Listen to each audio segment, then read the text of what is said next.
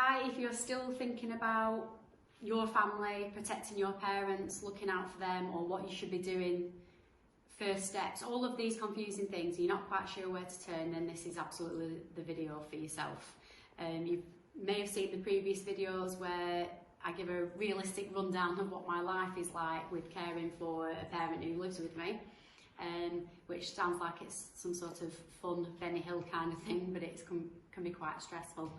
And this is the video for you because I want to give you some top tips of things that you can do that aren't drastic, that just set you on that path to being able to get control of the situation that you're finding yourself in with your parents or a loved one, or even yourself when you're looking at your own protection, so how you can protect your own children as well. So it's a whole family thing, and that is to look at our videos, but also that sliding doors moment. That sliding doors moment is what I often describe to clients, because had they have done something different at a different stage, the outcome would be much different and they wouldn't have found themselves in such turmoil with everything going on. Hindsight's a wonderful thing, but when you can foresee something, that's completely different.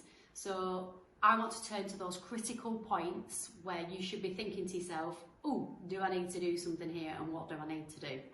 And the first step is to ask questions. Now, from my own experience, was on the one hand horrendous, because I had a mother that started with early onset of Alzheimer's at 55 and then go on to develop lung cancer and die at 60.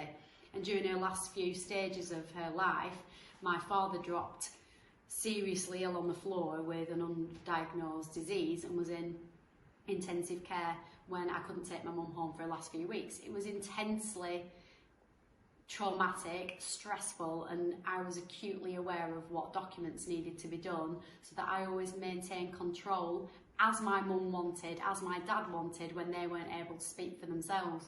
So I had the foreseeability to get those documents in place, but what I see clients do is looking back with hindsight saying I should have done those things. So it's that critical moments for you, and the first step and the first critical point that you should be thinking about, and you should have this light bulb moment thinking, oh yeah, that's me, should I do something about it, is ask questions. It was really, really traumatic going through what I went through, but it could have been a lot worse because I didn't have the requisite documents to back me up when I wanted to be my voice to be heard from my parents, or their voice that they instilled in me because they nominated me for that voice. So the critical point number one is ask questions. Some people are so afraid to speak with their own parents or to speak with their children about what happens if I can't make my decision about that? What happens if I get poorly?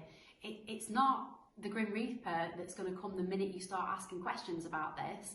You don't preempt something because you want to talk about it. I know it's not nice to talk about it, it's horrendous. But I'll tell you what, it's a lot easier to talk about it when everybody's fine and healthy than it is when you can't talk about it because they're in a hospital bed and you can't get access to them because of the current restrictions.